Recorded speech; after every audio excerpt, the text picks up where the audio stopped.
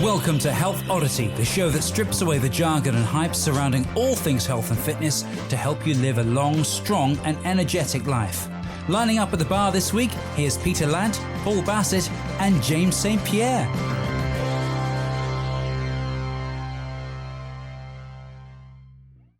Hello and welcome to episode 6 of the Health Oddity podcast. I have, sitting virtually to my left, James St. Pierre. Hello. Hello. There he is. And directly below both of us is Mr. Paul Bassett. Hello. Hello. Yes. Right. So today we thought we'd talk about training for longevity. Because obviously this is the podcast for people, you know, late 30s, 40s, 50s, 60s, into their 70s. That's quite a big demographic. But, you know, at these sorts of times of life, you're looking at what do you do to be able to keep moving, you know, well into your 80s and 90s. There's no reason why everyone shouldn't be able to keep moving well until the day they die, basically. And we hear it a lot. And I've read a lot about it, and people go and see their doctor and come back, and you know, it's like, oh, it's just because I'm in my 50s or 60s. It's because I'm old. Like I can't move like I used to. And fair enough, when you get a bit older, you're not going to be able to do the things you did when you were younger. However, there's no reason why you shouldn't be able to be strong and be able to move well and be flexible and stable and all of that well into your old age. And I think it's one of the things. We've talked about this before on the podcast, but it's one of the things when as people get older, especially the people I talk to, you know, the fear of falling over in the street and then not being able to get back up, or fear not being able to get out of bed in the morning, and then, you know, and then they're on their own, and then it's like, well, how do I get to the phone to ring someone or whatever, you know, and that becomes really debilitating. It can cause a lot of fear, stop you getting out of the house, things like that. Okay, so this is like how to train to keep yourself strong so that doesn't become a worry in your life, because we don't want that. None of us want that.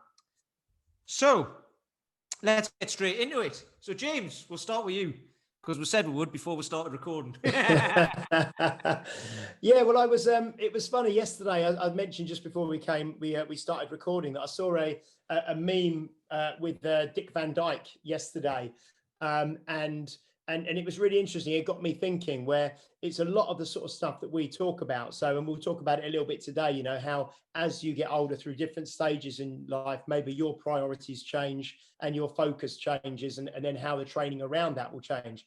But it kind of said that in my 30s, I exercised to look good, which I think probably most people can relate to. Maybe in their 20s and their 30s, it's more about the aesthetics and how you look. And maybe attracting members of the opposite sex and that sort of thing, and just for your own self-confidence. We're in the 21st century now, James. It's attracting anything. Well, not the opposite. Yeah, just to clarify, whatever your preference is. Sorry, attracting whatever your preference is. Yeah, and just talking from my point of view. And in my 50s, he exercised to stay fit. In his 70s, to stay ambulatory, and I looked up that word just a second ago, and it means basically walking and how to kind of walk independently, and like you said, keep your balance and things. In his 80s, to avoid assisted living, in other words, to remain independent, and in his 90s, just for pure defiance, you know, because he's 95 now, I think, and I watched him fairly recently in the kind of new Mary Poppins movie, and he's still going strong, you know. So so that kind of got me thinking. Yeah, he has a little dance in that, and that kind of really got me thinking. So I think, yeah, I mean, I've worked with people a lot in their kind of their 40s and their 50s and even, you know, 60s and 70s. And it's just, I wanted to have a discussion with you guys today, really, about what you've experienced with training people, and I mean, we're all 40s at the moment, all of us guys. So, but you know, so we're all in our 40s, but obviously we do train people. I think all of us have definitely got clients in their 50s and probably 60s as well. So it's the kind of approach that we take to training as we get older and as our clients get older, and how that's shifted. So yeah, I just wanted a bit of an open forum discussion around that. And to see where we agree, where if we disagree at all, and where our influences have come from to get us to the conclusions that we've reached, you know. So how about yourself, Mr. Paul Bassett? I mean, this is a subject close to my heart because I was, as a kid, I couldn't sit cross-legged in assembly. I struggled with mobility even as a young age, and that quest for physical freedom has been a big part of what's driven me to become a personal trainer. It's driven me to maintain my health, and it's really informed how I train my clients, really from the ground up. I mean, when it comes to it, if you want to get stronger, you've got to do strength training. If you want to get lean, you've got to eat the right kind of foods to get lean, and you've got to have the right kind of portion control. So where does mobility fit into that? Well, the thing is, it's the bit that no one wants to do, and it's the bit that will allow you to do everything else really well. I mean, most people come to me, like they probably do to you, having sat at a desk all day, or they've just woken up if it's a morning session, and obviously the night before been sitting in the sofa, and so there's that kind of typical kind of phrase, chair-shaped people. So when we assume that chair shape, which we probably are at the moment because we're all sitting in chairs, we suddenly assume that position when we run, when we do a deadlift, when we do squats, when we do whatever we're doing, and we have that kyphotic position, so the flexed position with the spine, the shoulders around it, the neck is hunched forwards, all these things as a trainer we look out for, because it's not always the best way to lift a heavy weight. So in order to get our clients strong, which is probably the shortest route from A to B for most people's goals, get someone strong, get someone lean, we kind of got to get them mobile, because then that will allow them to work harder, and it will mean that their injury rates are quite low. And there's a number of reasons. I mean, I think we've spoken about this before, that you don't have to have the optimal program to get the results that you want, but you've kind of got to have the consistency. And one of the big challenges that I faced when I was trying to get fit, and my clients do as well, is injuries through either poor movement because of lack of knowledge and technique, and very poor joint health, which is always a big thing. So I spend a lot of time, and I can go in as this conversation goes onto how I do that, and how it plays a role in my training. But it's a big part of what I do. It's a bit that I kind of don't enjoy, but really enjoy, because I just know its power. So I have to, in my own training, force a structure around mobility. I can't work on everything, but I try and work on certain things. And it is the bit that when I do it well, I really enjoy, but I hate doing it because it's often really uncomfortable, and it's slow, and it's not as easily progressed, and you don't get the instant payback. You do feel good at the end of it, but often it's uncomfortable to do. So, I mean, if you're a very flexible person, you probably go, oh, I love a hamstring stretch. Well, I hate a hamstring stretch. But I know that I've got to do work to lengthen them. So anyway, what about you, Peter? Well, it's funny because, I'm the same as you. I mean, it wasn't like I couldn't sit cross-legged at school and stuff, but I sat behind a desk for 15 years. And I was just tight. When I started to try and get in shape, it took me 10 years of just doing as much as possible to burn calories, basically. I was training to burn calories, which, we know now is just wrong. Well, it's not wrong. It's hard. It just makes everything hard, and it burns you out. So we were talking about low intensity training, like going for walks or like bike rides or just something gentle, and I've got a 14-month-old dog, spaniel, loves walking. So we go out for walks every day, right? We'll do at least 5 miles a day, if not 10. And I've always loved walking. That's why I got him. So that's my thing of just the low intensity stuff is really good. But it's funny because I think what happens is with training. So what you've just been saying, people don't want to do the mobility, right? It's the thing they don't want to do. But then people get confused they get confused with what mobility actually is. So they think it's just like stretching in that. But if you stretch a tight muscle, it doesn't do anything. It's just going to tighten again. It just gives it an immediate relief, but it's just going to tighten again. If you go and try and stick a weight on it or do the thing you're doing, it's going to tighten up again. And what I find with mobility is a lot of people have got the mobility to be able to get into positions like the bottom of a squat or something like that, but they haven't got the strength or stability in their joints to be able to hold it or do it with weight. And that's where people struggle, I think, because they're like, oh, I've got the flexibility. I can do a squat, so I'll just stick a barbell on my back and go and do more of them. And it's like, okay, but can you get out of it? Or is it all your connective tissue holding your bones together rather than your muscles doing any work? Which is what I used to do as well, because I got quite flexible, but I wasn't very strong. Okay, and so I think that's I think using, we're obviously talking today, and there's people obviously listening who maybe don't know what flexibility and mobility are. And they kind of think so flexible, you might think sort of yoga, and being able to get into sort of extreme positions and being very loose. But for me anyway, I don't know if it's a strict definition that everyone would adhere to, but for me, kind of mobility is being in control of your kind of range of motion and the way that you move, and like you say, being able to get into positions, but then being in control there, and also being strong throughout the range of motion. There's a thing which I've seen a lot. I think I've heard Perry Nielsen say it, and then there was Ben Causer and people like that who we've all met and seen around places and stuff like that. But it was basically, mobility is being able to access a position. So say like a deep squat. Mobility is being able to get into a deep squat. If you can do that, great. Stability is being able to hold that position and own it and breathe well in it and all of that. And then motor control is the thing of being able to pattern that position into a movement pattern. And once you've got all that, that is brilliant. But I think people think as long as they can get into a position, that's it, they're done. And like, right, I can move on to the next thing. And it's like there's a progression, there's a hierarchy of doing it to be able to keep your joints strong, be able to keep your bones strong, avoid osteoporosis, all of that, being able to keep your muscles strong so you don't get sarcopenia, or you can limit that. So sarcopenia is the loss of muscle over your lifetime as well, which starts happening when you're like 30. I think you lose 5% every 10 years, and then it goes up when you get to like your 50s.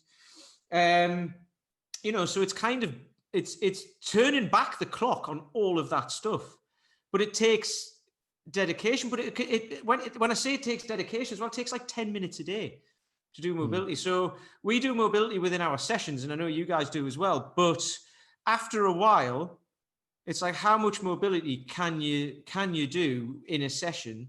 When people first start, we'll do lots of it, but like after a while, it's like, right, when you turn up, we should be able to just do a quick few things, and then you should be ready to go. Because I get them to do their mobility at home, like the movement snacks we were talking about. If you sit down at a desk, get up every hour or two, and then you get people who go like, well, but I'm dead busy. It's like, right, you sit down for 10 hours. How often do you get up in that 10 hours? I don't. Right. Get up once.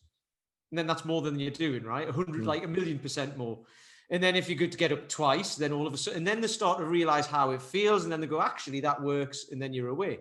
So that's the way I try and work it, and get people away from the fact that, right, okay, you're lifting this weight, which people aren't generally that bothered about when you actually talk to them. They're like, I don't care about lifting heavy weights and stuff like that. I just want to be able to live longer. And it's like, right, but how are you going about that? Well, I'm going down the gym and lifting heavy weights, or going on the treadmill and doing 20 minutes before going over to the weight section and doing something that might or might not work that I've got no idea about. So it's like, right, okay, let's do it. Let's have a plan on how to do it to create the progression, so you'll feel better in a year's time than you do now.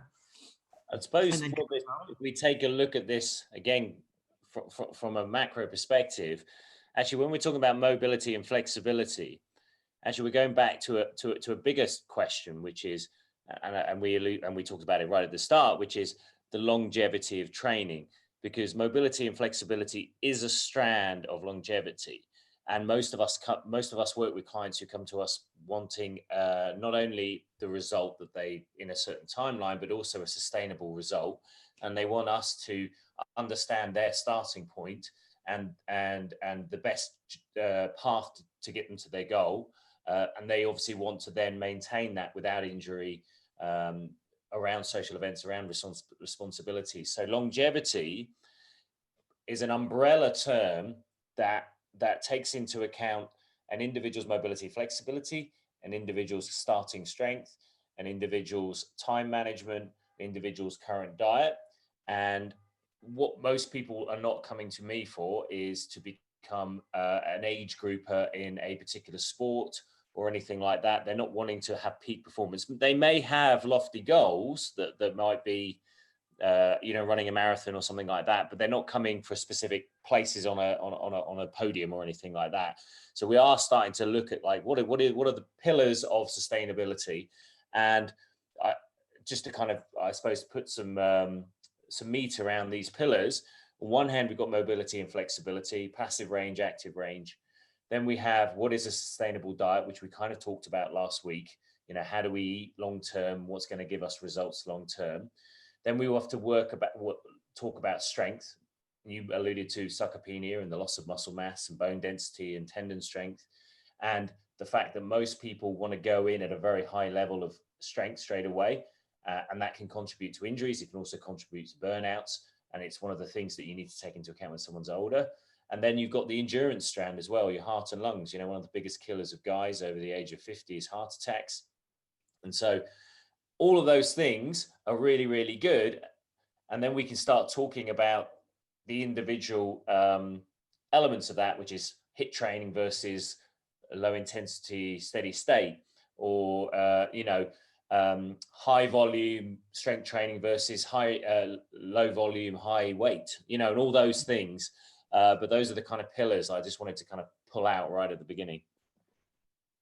Yeah, no, I think that's great, because I think like we spoke about really with Mike last week with regards to nutrition, it's trying to get things down to sort of base level, isn't it, and principle level, rather than kind of detail and the rest of it. So I think that's another element that we haven't really discussed yet, which is really, really important for everyone, is that the most important muscle in your body is your heart, isn't it? Yeah. We can all kind of agree on that. Do you know what I mean? Without that sort of doing its job, none of the other stuff's going to really matter. So so when we're looking at exercising, especially as we get older, and people older than us, maybe 60s, 70s, that sort of thing. There's a lot of buzz around at the moment with kind of HIIT training and high intensity training and working at high intensity and that sort of thing. But for me personally, I've found that for most of the guys that I work with, when we talk about longevity as well, I see it goes hand in hand with sort of sustainability, in terms of the training that you're doing as well. So you want someone to be able to train, week in, week out, 3-4 times a week, potentially, 52 weeks a year, for the rest of their life, as Pete said to start off with. So it's looking at ways that you can impact someone's health through, daily activity and habits, which is something else we discussed a few weeks back. But this idea of going out you can go out for daily walks as you get older, because everything comes down to that use it or lose it, doesn't it? If you walk every single day, it's very unlikely you're going to wake up one day and suddenly not be able to walk if you've been doing it every single day. So if you could keep that going for as long as possible, and a 45-minute or an hour walk each day, especially as people come into retirement and that sort of thing, is fantastic. And for those sort of people, maybe they don't need to be getting on, the ski erg and doing intervals or concept 2 rowers and doing 500 meters as fast as they can. They can do if they want to. It's not saying you have to wrap people up in cotton wool and they're not allowed to push themselves. But I think that should become something you do on occasion or more rarely, and the kind of the steady state ticking over kind of low intensity steady state cardio should be something that's done on a daily basis. I don't know if you guys kind of mirror that or agree with that. Yeah. I've got loads of stuff on that. I could talk about that for hours, because that's what I do. And there's like, if you're out walking, it's better for your mental health. You're getting vitamin D, you can listen to the birds and look at the sky and all of this and watch the changing colors of the seasons. And it's just good for you, right? It's all around good for you. It's good for you physically, it's good for you mentally. You can do breathing exercises while you're walking to mimic doing training and get yourself a little bit out of breath, but not too much, to actually improve your cardiovascular system and all of that. So that's why I use like formal training to work on do you call it the minutiae, but work on something that'll improve walking, or whatever it is that you're going to do to improve your life. So I had a guy yesterday, is a good example. He's a new guy. He's been coming for about a month. And I was getting to do cross crawls, right? Which is just stand on one leg, bringing your knee up to your elbow.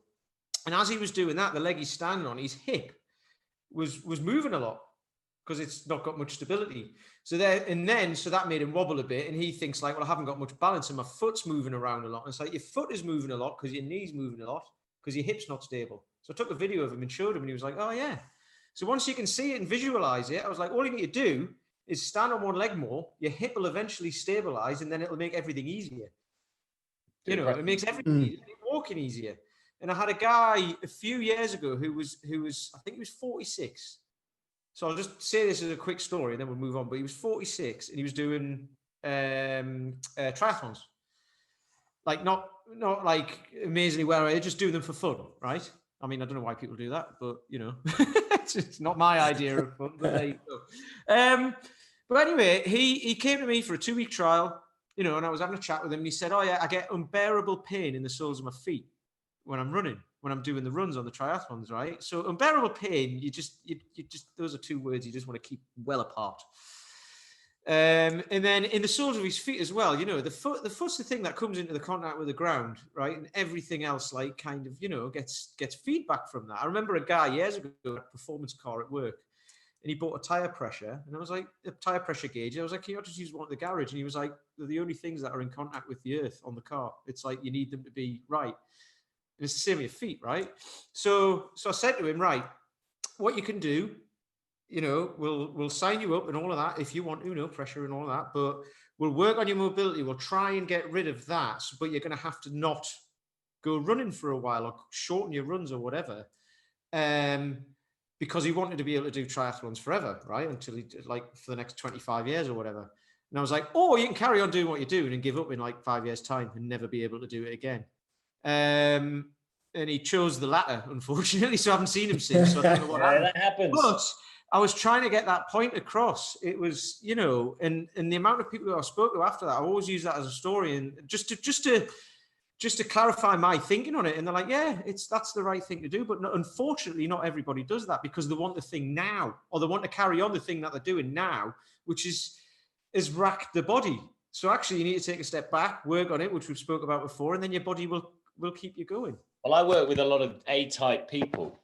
I mean, that's a generalization. I work with very successful people because, you know, they're generally people of a certain age who've got a lot of responsibility. They're managing directors. They run their own businesses, whatever. They have a certain amount of success, and they have successful social lives. They have successful families, but they're not having success in their health, and they want to bring that up to the same level. But they come in with that sometimes they come in, I'm generalizing, sometimes they come in with an expectation that they can maintain the level of excellence that they have at work, say in their health, and they've got to become a beginner right from the start. I remember training one guy, and he was a sales guy, and it's probably not surprising that he basically said to me, I want to puke at the end of every session. Now, this is a guy with a young child who's 6 months old. Well, you just give him a dodgy bit of chicken.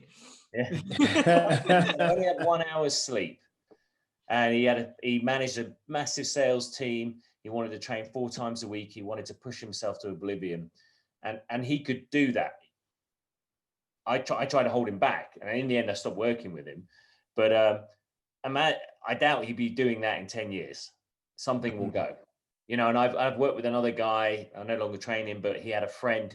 They were both doing Ironman. He lost his friend during the swim of an Ironman. He had a heart attack during that first swim, and that's very common for people who do Ironman. That the people have heart attacks in the swim. Certainly, guys of a certain age, typically over the age of 45, and there's a variety of reasons why that happens. But we've got to remember that we may have been fit in our youth. I used to do this. I used to do that. Typically, it happens with guys, particularly, you know, we sit down. I used to do a bench press of 80 kilos, or I used to do that.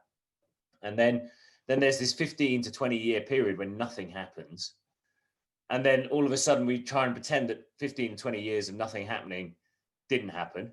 And then we go back to what I used to do. And it's setting that expectation of a starting point, like with your your guy, Peter, it's like, well, you know, we're going to look at your hip, or we've got to look at your running form, you know, because yeah, well, that happens a lot, I think, because you know, a lot of people decide to go running. They're like, right, I want to get fit. I'm going to go running. I'm going to get off the soil. There's couch to 5K and all that, which again, there's nothing wrong with. You know, but if you're pounding the streets on poor mechanics, it's not going to end well. So again, that's why I get guys to stand on one leg and see how their stability is. And then it's like if you're wobbling around standing on one leg and then you go out running, you're jumping from one leg to the other on an unstable on an unstable frame. And you know, that's not it's just not ideal. And the thing you just said about people having heart attacks, you know, doing Ironman and all that, that's where like lots of their friends and that would be like, I can't believe it because he was such a fit guy. Yes, exactly. You know, and it's like, it's not, it doesn't mean, you know, fell runners. Have you ever seen fell runners that don't look healthy?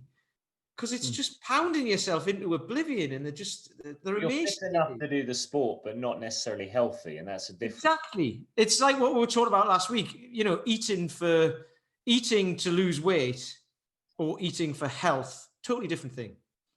Totally different thing. And it's the same for exercising for results, like as in peak performance, or exercising for longevity, totally different things. Yeah. And that's where, and like you said, I mean, you know, successful people who are where they are.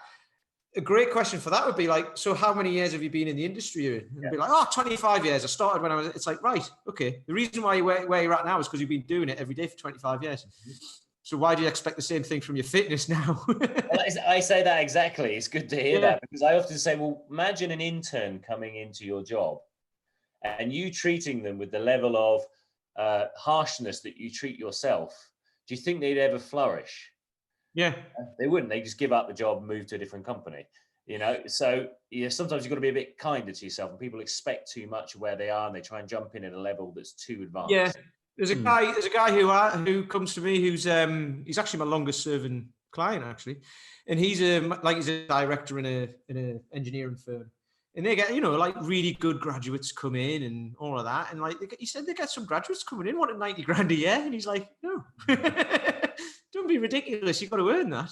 You know, you've got to show you're good enough and work up to that over a number of years. It doesn't just happen like that. You know, so yeah. I mean, James, you've built your business around this whole premise, haven't you?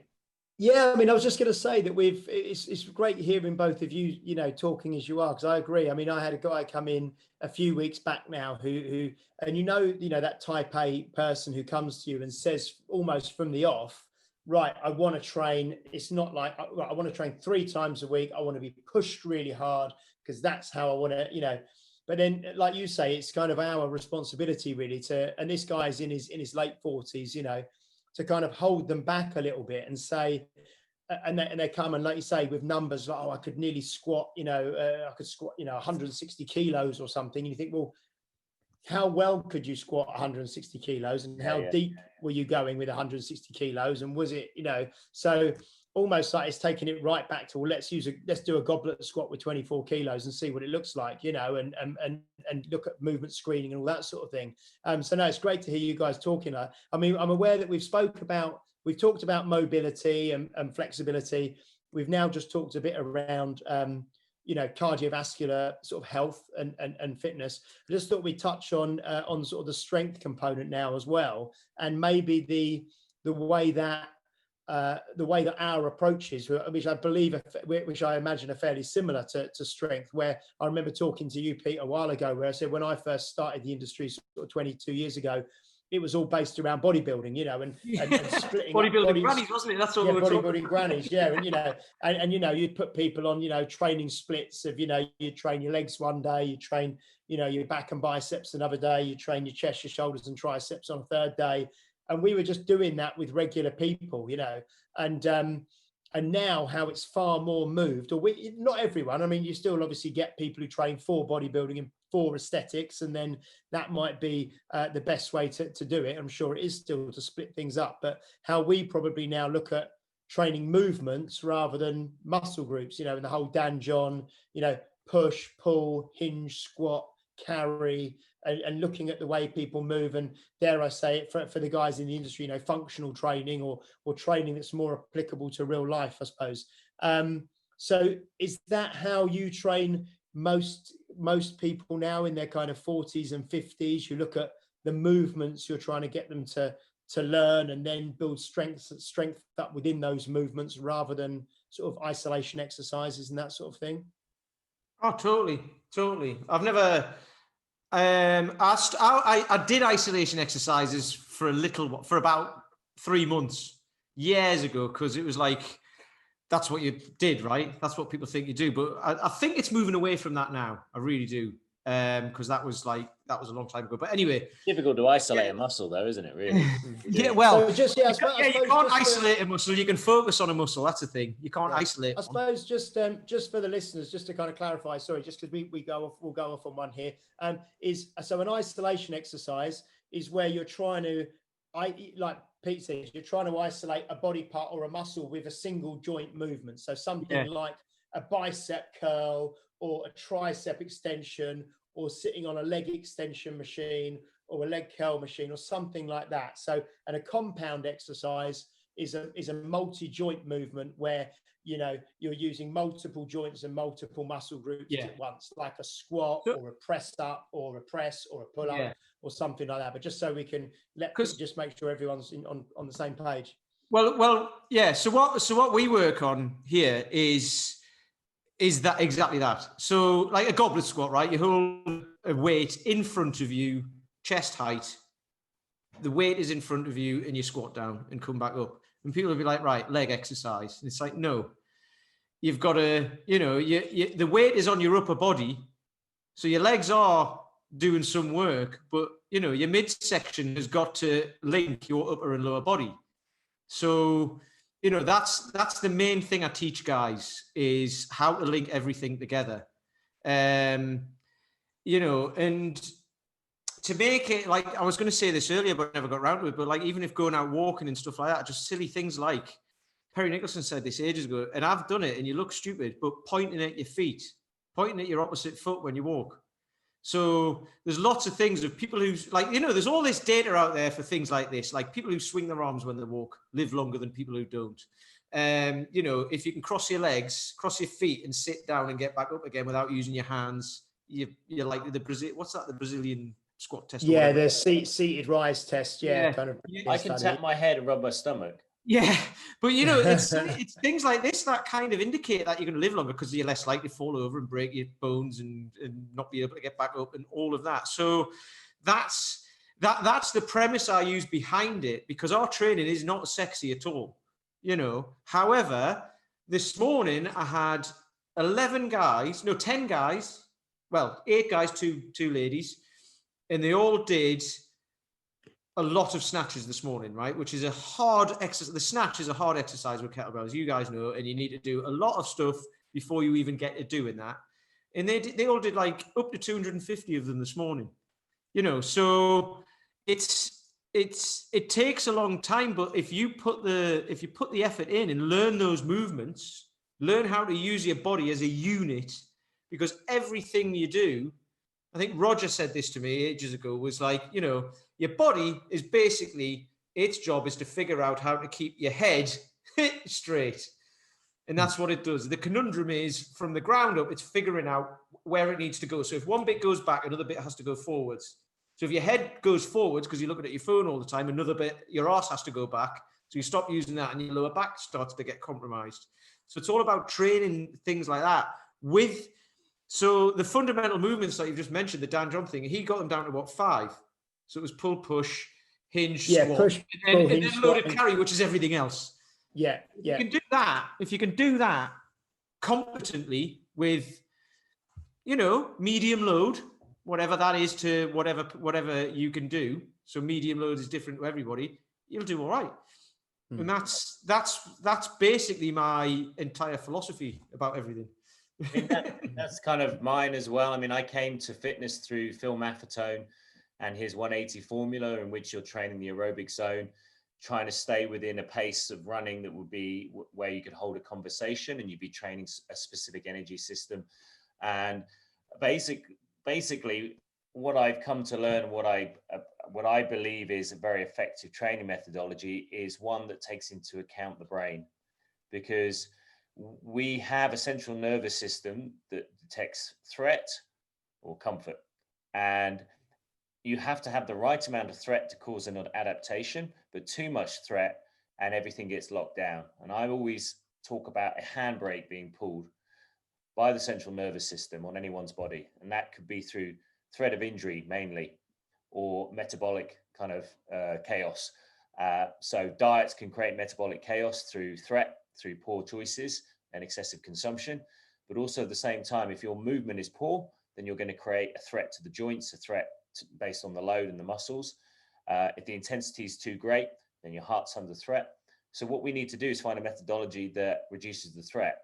You know, hunter-gatherers or hunters in general are seen as calm, they're focused. When they're trying to get their prey, they have both eyes facing forwards, their breath is under control, and they are not basically looking panicked or anything like that. Whereas prey would be characterized in the complete opposite. It would be panicked, it would be chaotic movement patterns, it would not be thinking ahead.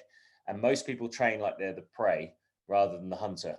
And I think if you go in with a measured approach, and that often means creating a relative comfort zone within your training parameters. So if you're running, you should be running at a pace in which you're kind of going at that conversational pace. Eventually, you'll go really fast at that conversational pace. And then when you on race day, you can put the foot down and really go for it. And the same with weight training. I mean, I have my semi-private training, and then we do the Amazing 12, and on both sides, movement first, and then we've got to get the correct load. And if the load will initially be very light, and you have to have the confidence as a trainer to sometimes say no to someone and say, you got to work on that, because you haven't earned the right to use that yet. I used to have a guy come in and I say, right, we're going to do a warm up, grab a kettlebell. We're going to do this, that, and the other, some light exercise. And he'd go for the 28. And, you know, he was a 70 kilo guy, 28 kilos straight away. And I'd be like, put that back, get the 10, you know? Your coach, Paul McElroy, has a great quote, which is that, I hope I get this right, but strength isn't built. Yes. Build strength. It's granted to you by your central nervous system. So I always think like central nervous system's like a really overprotective parent. Wrapping you up with cotton wool and that, you've got to convince it that it's okay to put that thing above your head safely. Yeah. You've got to convince it that that is okay. And if it doesn't think it is, like you say, it'll just shut you down.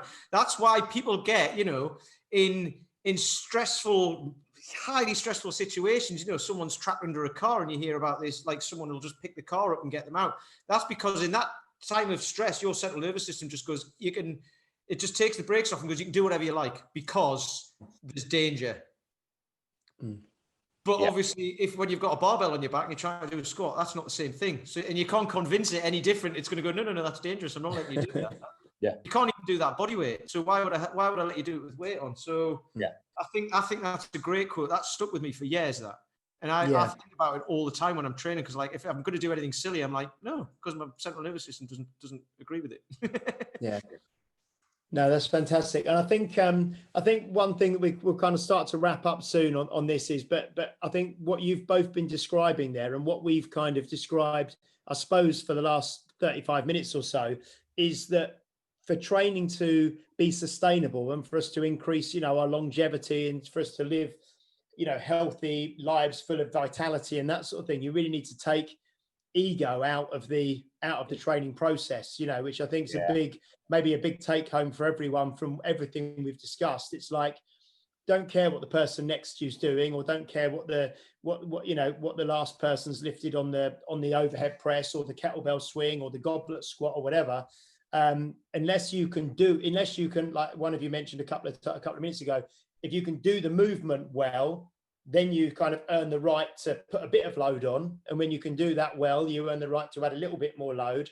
And then finally, when you can do it well like that, you can start adding speed and, you know, all the rest of it. But it really is take the ego out of your training and kind of don't care what anyone else is doing. And it's just like all these quotes around that, you know, you're only really competing against yourself, you know, or who you were yesterday or whatever, you know, it's just, it's Well, just take look, the it's ego that- out and train sensibly, you know. There's that thing, isn't there, of like there was a meme about that in the gym where there's a bloke lifting massive weights over there and he's dead bulky, and there's a guy looking at him going, I wish I looked like him, I wish I could do that, and he's doing some stretching, and then there's another guy over there going, I wish I could move as well as he does, and then there's another guy, and then there's a lady over here who's like who's wearing like really tight lycra and she looks great, but there's a bigger lady over there doing, so she's like, I wish I had her confidence, because she doesn't, you know, she's fine in her own skin. And it's one of those things, and this is another thing, like in your 20s you're worried about what people think about you, in your 40s you start to not care what people think about you, and then in your 60s you realize nobody was thinking about you anyway, because everyone's thinking about themselves. So it's all of those things, it doesn't matter, it's about you. So, you know, Yeah. I love things like that, because it's true. I don't know And about I can imagine when I get there, because at the minute I keep saying I don't care what people think, and actually when I think about it, I'm like, but they're not even thinking about me, so it doesn't matter. Yeah. And I saw one yesterday where I think it was a trainer, probably a friend of ours out in the States or something. And they put, if you ever start to feel, you know, cocky or strong or get ideas above your station, just remember there's probably a 15-year-old Chinese girl warming up with your max weights. Yeah, You know? absolutely. You know? Yeah, and there will be as well. So, yeah, we've been on for a decent amount of time there. Actually, I'm going to say this. We've been on for about 40 minutes, and we keep saying this. These are like 30, 35, 40-minute snippets, which we were talking about in the beginning is the perfect amount of time to stick your headphones on and go out for a walk while listening to this. You see? It's a full circle. We'll love that. We'll love that here. You know, beneficial, functional, all that sort of caper, whatever that means these days. But there you go. Right then, James, have you got anything to add? No, just that next week we will be joined by Mr. Maceman, Rick Brown, who will be with us next week. So the three of us will be with Rick Brown, who'll be joining us from California, US of A, for our podcast. So we will be looking forward to that. That's going to be a great one, and we will be lining up more guests as we go forwards. What were you going to say, Pete? Sorry. You did Super Freak. Oh no, that was Rick James.